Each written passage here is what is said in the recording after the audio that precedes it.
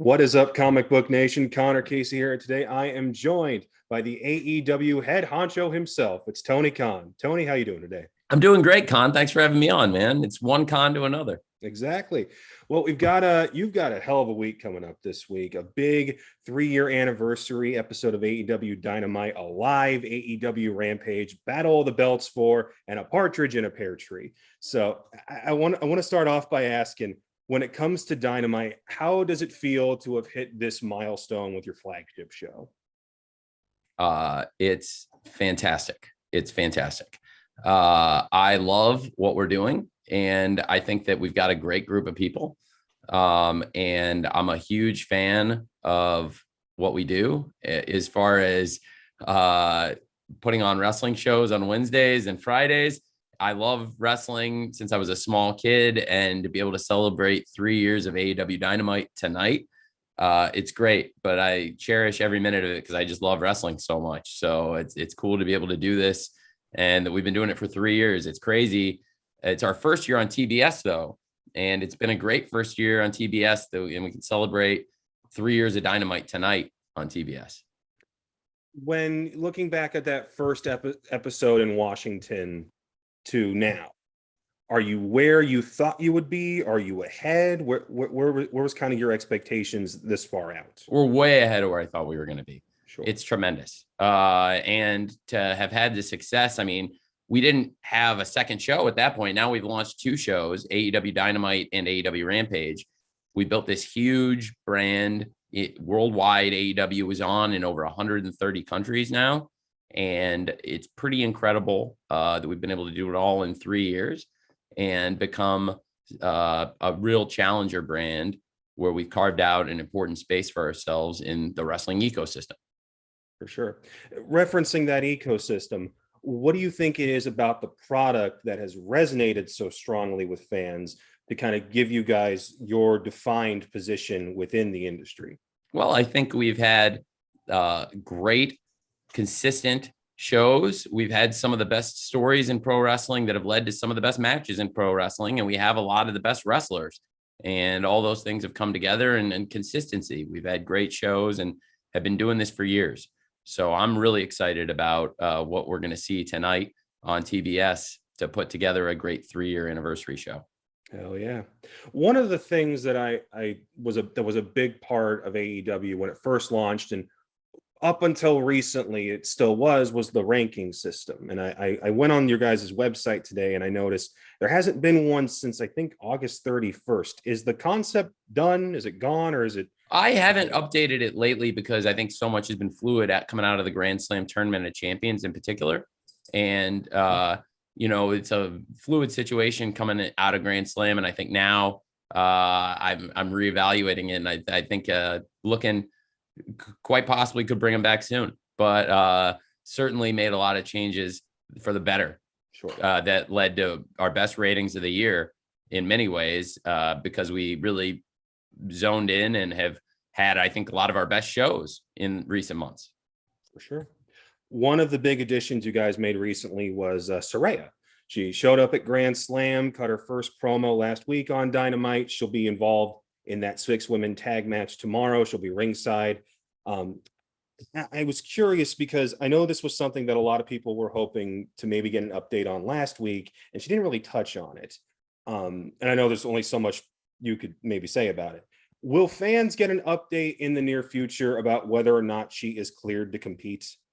I will at some point for sure address that. And I think we'll find out more about what Saraya is going to do in AEW, but that's not really something I could answer here and now. But I think keep watching AEW Dynamite tonight, Rampage on Fridays, and you're going to find out more about what Saraya is going to do in AEW.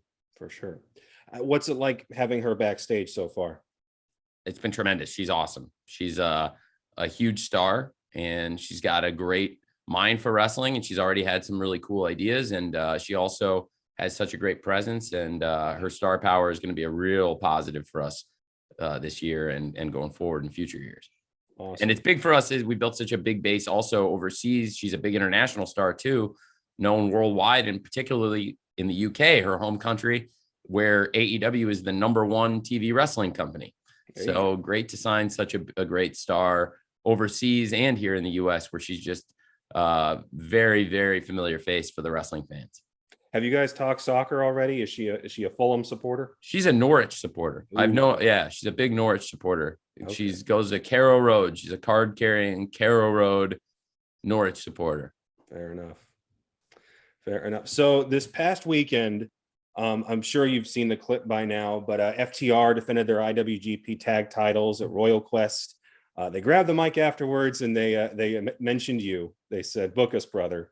I'm curious because I had to look it up, but for them, they've been on TV, certainly, without question, but they haven't had a straight up 2-on-2 tag team match on Dynamite, and I believe it's since May. Was there any reason behind that, or was it just scheduling? Well, MJF's wrestling on Dynamite tonight for the first time in a long time, and a lot of great stars wrestling on Dynamite tonight. Of course, some of the biggest names. FTR have wrestled in singles, they've wrestled in trios, and of course have had a number of pay-per-view matches in that time, both in Ring of Honor and in AEW. But I think we could look to see them in tag action and maybe defending some of those tag team titles that they hold. They hold 3 different tag team championships in companies that we all have affiliations with across Ring of Honor, New Japan Pro Wrestling, and Lucha Libre AAA. And certainly I've been instrumental in organizing their bookings overseas and with Ring of Honor, where I also do the bookings. For sure. Are you kind of chomping at the bit to put them and the Acclaim together, seeing how much success the Acclaim have found lately?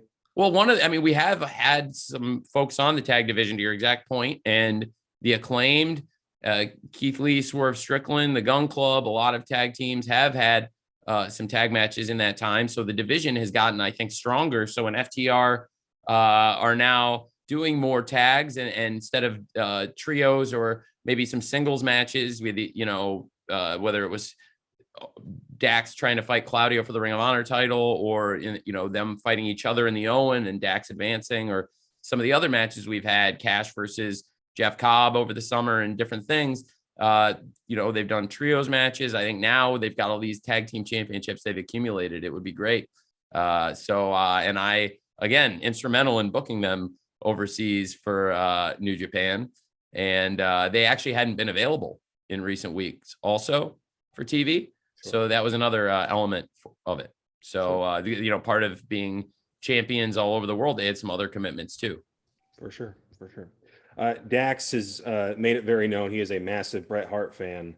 And I swear every time I get on Twitter, he's hyping up a different Bret Hart match. Do you have a favorite from your time, as a wrestling fan? Bret Hart? Yes, sir. Yeah, can I give you a Mount Rushmore? Can I give you like 4? Go for it. The 2 Mr. Perfect matches, SummerSlam 91 and then the King of the Ring 93. I think that they go hand in hand, and they're different. And it's like The Godfather and The Godfather 2. If you put a gun to my head, I guess I would make a choice, but I love them both, and I think they go well together. And then I would say Steve Austin, WrestleMania 13. And then the other one would be a really tough choice, and I would probably say with Owen Hart at WrestleMania 10, and then I think the 5th one, that the other one to round out a top 5 would be versus Steve Austin at Survivor Series 96. There you go. I'm partial to the Davey Boy Smith one over in UK in 92. That's a great one. There's 2, and then there's also the good one in December 95 is also great. So that's another great pair. Those go together great. They're very different matches, and they're both awesome. But obviously the SummerSlam 92 is great and maybe more of a scientific match. And then they had a match that was kind of shocking at the time. I guess I was just turned 13 years old, and was I was not used to seeing that at the time on WWF television. Sure. All the blood and the great hardcore fighting and hit him in the post and the steps and all the stuff Bret and the Bulldog did that night. It was more reminiscent of what I was used to seeing maybe in ECW. It seems like there's no wrong answer with a Bret Hart match, but one of the big matches. I like the one Dax brought up, that Diesel.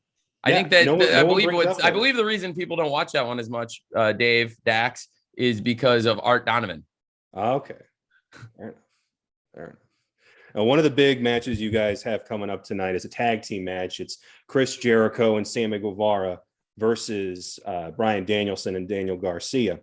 And I've noticed that between Jericho winning the Ocho and Garcia winning the Pure title, it seems like the Ring of Honor champions are getting a little bit more shine on TV lately. Do you feel like you're priming the pump for some sort of big Ring of Honor announcement? Well, also, Samoa Joe's the Ring of Honor World Television Champion. Mercedes Martinez has been out injured, but she's the Ring of Honor World Women's Champion. And then we also have a really great, with FTR, great tag champs. So a great roster of champions. And you mentioned two that are fighting tonight, two that are very closely associated. And I think it's really cool because you have Bryan Danielson, who's in the Ring of Honor Hall of Fame, the greatest Ring of Honor champion probably, and Bryan Danielson teaming with Daniel Garcia.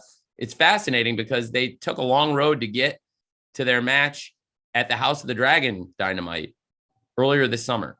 That was a really important episode for us, both, in terms of the wrestling, and I think it was one of the best shows we've done.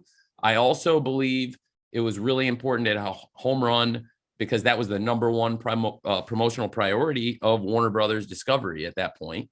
And that we got brought in to promote House of the Dragon was a really good sign for AEW. And then we did one of our best shows and they were thrilled with it.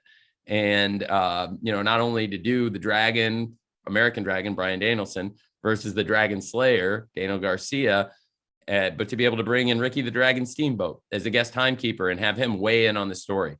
And then you have Garcia, who's come so far. You mentioned he's the Ring of Honor Pure Champion, and where he stands almost between, it's like platoon between the two, the two ways you could go. I think some of it is, frankly, we're on comicbook.com here. I think some of it, Con, is Star Wars. I think some of it is the dark side versus the Force. I think some of it is sports entertainment and pro wrestling. And you've got these two forces larger than life. They represent the two sides. And, Chris is that amazing villain representing the dark side here. And you have Bryan Danielson now, who fought face to face with Daniel Garcia. And it was after the House of the Dragon match where you saw that he had really earned Danielson's respect, and Danielson was clearly Garcia's idol. And he, really did not take what Chris did kindly, and it's boiled over. We had a great segment this past week where Chris celebrated winning the championship. And now the story has really taken a fascinating turn with Danielson and Garcia teaming up against Jericho and his other protege, Sammy Guevara, who is Chris's real, from the first episode of Dynamite. Chris was the first AEW champion, and he took Sammy under his wing in the first segment in the history of the show.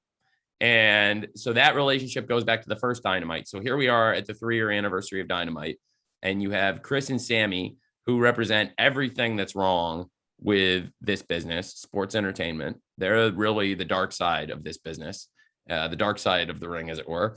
And then you have the pro wrestling, the light, and Bryan Danielson bringing Garcia into it. And so I think it's really cool. And Ring of Honor's played a big part of the story because they have a great history of wrestling, of pure wrestling. Bryan Danielson, embodies both. Daniel Garcia is the pure champion now, and Chris Jericho is the world champion, and he hates everything Ring of Honor stands for. It's Ring of Jericho now. This is Chris's 8th world championship. And I think Chris right now is doing some of his best work. If you haven't watched Chris Jericho in AEW lately, even if you saw it at the beginning, Chris was, he's such an instrumental figure in AEW, but on every way, this is the best Chris we've had. He's wrestling at a higher level this year than he's ever been in AEW, and it's some of Chris's best work, and that's coming from someone that's followed him for almost 30 years. So it's what a year he's having. And anybody who needs to question that, just go watch the Bandito match, because that was nuts. Awesome.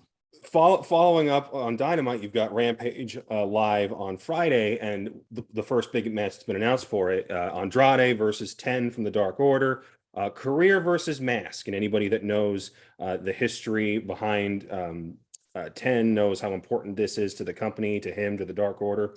I'll get to that in a second, but first I wanted to ask about the Andrade side of things. People who have been following him on social media, they see him trying to start hashtags of free El Idolo or favoriting tweets where people are talking about, oh, we should get out of there. As the owner of the company and the guy that's booking all these guys, when you see somebody doing that, what's your reaction? Well, I would say that I would keep it between me and him, and I'll show him a professional courtesy that I think is both professional and courteous. And that's a good way to do it. But I do think it'll be a fascinating situation, because if Andrade loses this match, he's going to leave AEW. And if number 10 loses the match, then he would lose that mask that was given to him by the late, great Mr. Brody Lee. And this match, of course, will come on the 2-year anniversary of Mr. Brody Lee's last match, a dog collar match for the TNT Championship against Cody Rhodes. It was a classic match, and it will always remember as one of the best matches ever on Dynamite. And he's wrestling's greatest champion in so many ways, Mr. Brody Lee, and that's why we honor him all the time. And he was such an important part of our family, and his family are an important part of the AEW family too. And so in doing so, that mask, Vance, is somebody that he really took under his wing when he first arrived in AEW in real life, somebody he handpicked and wanted to be his heater, his right hand. And, you saw right away, he got thrown into the mix with Jon Moxley very quickly after he was christened by Mr. Brody Lee. And do you remember the first pandemic, Dynamite? I mean, he's been part of the Dark Order since not the very early pandemic Dynamites. We've right. had him in the mix, and he was handpicked for that number 10 spot by Brody. If you look on the first one we did in the Nightmare Factory, the live, there's a tag match. It's Dustin and QT versus the Dark Order 8 and 9. And they were students that had taken up the names, and it was actually Alan Angels and Vance who became 5 and 10. They earned the spots. And it means a lot to him. He's really close to Brody, and he's really close now to Brody Jr. and Amanda and Nolan, and a big part of their lives. And the mask means a lot to him. And Andrade has been so disrespectful to so many people, not just me, in AEW. So there's a lot of people that might want to see him lose the match, and there might probably a lot of people that might want to see Andrade win the match too. So it's fascinating to see what will happen in this one on Friday night. And tonight, there's certainly a lot on deck too. And those guys will be in the house tonight. So we'll see what happens ahead of that match. For sure. And then Battle of the Belts 4 coming after Rampage. Is the plan to do another 4 of these next year? Yes. Cool. Yes, it is. And also it's a great opportunity for us, because not only do we have tonight 2 hours and 15 minutes live on TBS, tonight, starting at 8 p.m. Eastern, 7 p.m. Central, for the first time ever with that overrun. But then we also now are going to have Friday night 2 hours live with Rampage and Battle of the Belts. We do plan to keep doing Battle of the Belts, and I think it's really interesting to try it here after Rampage. But also, I know the network feels like this bodes well after doing 2 hours of Grand Slam, and the second hour held up so well at AEW Rampage. That was the only times we've done 4 hours on Wednesday, Friday before have been the Grand Slam events. So to come around now at the 3-year anniversary, just a couple weeks later, and do it again and get, an extra 15 minutes tonight, 4 hours and 15 minutes live. It's going to be a big challenge. We've never done anything like it, and I think it's going to be awesome. Fantastic. Last thing, this is a bit of a fun one. Way back when Dynamite was starting, I remember you guys partnered with a bunch of DC Comics writers, and you did a bunch of different interpretations of different wrestlers. We're comicbook.com, so I got to ask, will there ever be a straight up dedicated AEW comic? Well, I can't say for sure. And, we have a great team that works on licensing, and also we work with the greatest content creator in the world, and that's Warner Brothers Discovery. And I think they've got all these great brands, and AEW is one of the great brands that they've, put into that ecosystem of companies working together. And we've gotten to work with HBO. We've done work with DC in the past.